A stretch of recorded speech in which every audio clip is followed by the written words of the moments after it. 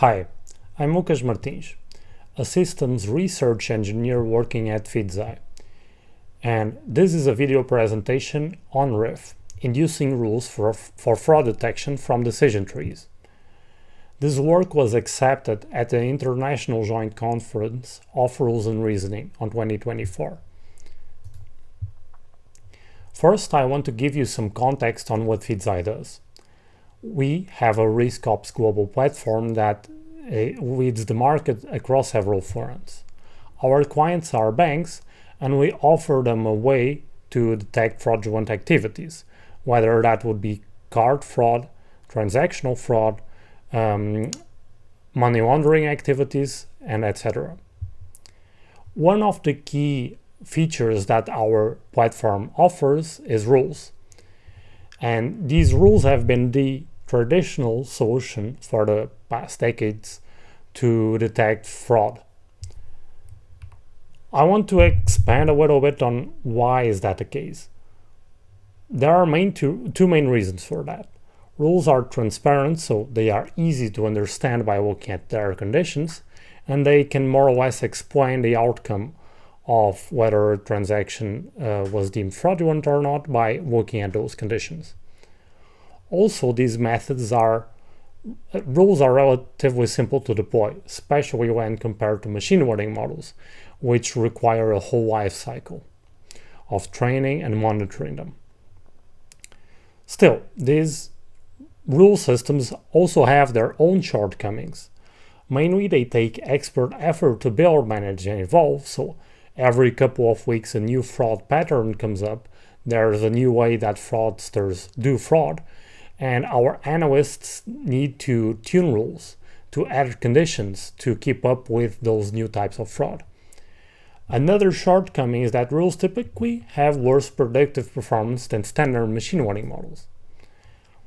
One thing that I want to highlight here is that rule induction algorithms try to mitigate this first point by inferring rules directly from data. That was the initial approach of this work, which was to try to apply those algorithms, those state-of-the-art rule induction methods, into our fraud detection use case. We quickly found, however, that there wasn't much work done on inducing rules with a low FPR or alert rate. And this is something that is key in building any rule set that aims to detect fraudulent activity. Why is that the case? Again, two reasons. One, if we incorrectly label too many transactions as fraud, then we are eroding customer trust. This will eventually lead to financial losses and customer churn. Another point that why we must have a low FPR alert rate is that if these values are too high, then we are sending too much fraud for analysts to take, and they will be overwhelmed. This is the main goal of this work, which is to leverage existing rule induction methods, come up with our own algorithm that extracts rules and that have low FPR so that they can be used in our use case. This is an overview of our method, and it functions just like a training machine learning model. And it also works like a common rule induction algorithm. From a training set, it creates a set of rules that can be used in a system. We extract two different sets from the training set using subsampling, an induction and a selection set. You can divide our method into two parts, and each part uses its own subset of data. This first part essentially extracts trees from the induction set using a state-of-the-art tree-based algorithm, and after the trees are created, it extracts rules from their leaves. With that, we have a candidate set, which we use on the second part of the algorithm, that leveraging a selection set, evaluates the performance of the rules in the candidate set to select the best ones. Focusing first on how can we convert trees into rules. You may think that this is an already solved problem.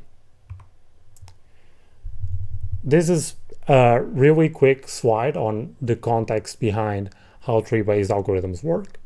They essentially build decision trees iteratively. In each iteration, they add 2 new nodes with a new split. The split is chosen based on a splitting criterion. Typically, these algorithms try to maximize it. After the tree is built, then we can extract rules from their leaves, and you can see an example of that on the right. When we tried extracting rules from these state-of-the-art tree-based algorithms like CART, we quickly found an issue, which is that most of the rules that were extracted had a lot of overlapping features, and this mainly stems from the fact that they are created from the same tree, so they shared most, if not some of the rules nodes. Because of that, we explored the literature to look at algorithms that induce not only one tree but several. We found FIGS, and we tried to also use it to create rules from it. It is based on CART with 3 main additions. The first I already mentioned. Instead of creating just one tree, it creates several. It also considers splitting on all nodes just of the model, just like CART does, but it also considers splitting on a new root node. If this root node is the best one to split on, then FIGS will create a new tree and add it to the model. Lastly, FIGS expands CART by using a residual vector instead of labels for evaluating the best split for any given tree. So how this works is that each tree has its own residual vector that is calculated by subtracting the sum of other tree predictions to the label. This is what enables FIGS to expand across several trees at once, but it leads to one problem in our case. That happens when we extract the generated leaves into rules. Using the residuals may lead to low purity leaves. And remember that we want to get the most out of the FPR that we use per each selected leaf. In order to mitigate this, we came up with our own tree-based method. Instead of calling it greedy tree sums, we used tree unions. So when evaluating what the best split on a tree is, we do not use residuals. We instead use samples that are not covered by other trees. We evaluate whether or not a sample is covered by a tree based on an heuristic that has 2 conditions. We discard samples that are covered by another tree's best leaf node, but we also discard samples that are covered by a high enough purity leaf. And you can consider that the leaf has high purity if it has a precision higher than a given threshold, which is also a user input. That was the first part of the method. Now onwards to the second one. How can we, from the candidate set of rules, extract the best ones? To do that, we employ a really simple selection algorithm. We generate a candidate rule set iteratively by selecting from the candidate set the best performing rule, which we measure using as the rule with the highest recall to FPR gain. After selecting the rule, we remove all samples that are covered by it from the selection set, with the hopes of, when reevaluating other rule candidates, we'll look at their performance on fraud that we still aren't covering. We perform this iteratively until we surpass the desired FPR, which is also a user input. That was an overview of the method. Now I'll show you the results. This figure or table shows you the performance which we measure using the recall at 1% FPR for three different datasets. BAF and Taiwan credit are public datasets, and this industry one contains real-world transaction data from one of our clients and is private. A particularity of this dataset is that it contains a baseline of expert rules, which contain rules that were tuned by data scientists specifically for this dataset. We also trained a YGBM model to see what was the upper bound performance for our benchmarks. We trained trees using the card and figs method, and here is the performance for them. And we also extracted rules from these models using the RIFF algorithm on card and on figs. We also trained our own tree-based method, FIGU, and we extracted rules from it using RIFF. There are three main key takeaways that I want to highlight in these results. First, card was able to surpass using RIFF on card, was able to extract rules from it and also improve the performance of the original model in every single dataset.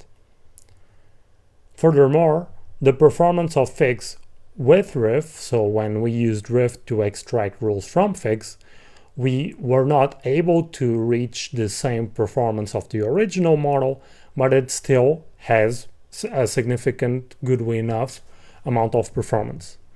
And the performance of FIGU with RIFF is roughly the same as using RIFF on figs. The third thing that I wanted to show is that the performance of expert rules is quite low when compared to the performance of the extracted rule sets. This next table shows you the complexity of the generated rule sets, which we measured using the rule set length. There's one main key takeaway here is that the FIGU trees that were generated with our own method using our union features was able to reduce the number of generated rules by 3 times on average. This shows that using samples from other trees instead of residuals was successful in reducing the complexity of the generated rule sets. To sum things up, this work proposes RIFF that applies figs and card to fraud detection. We do this while improving the performance of card, while having performance close to figs, and outperforming expert rules. We were also able to employ our own tree-based method FIGU, which decreased the generated rule set length by a great amount. For future work, we would like to consider splitting on all nodes in the trees instead of looking at only the leaves of the generated trees.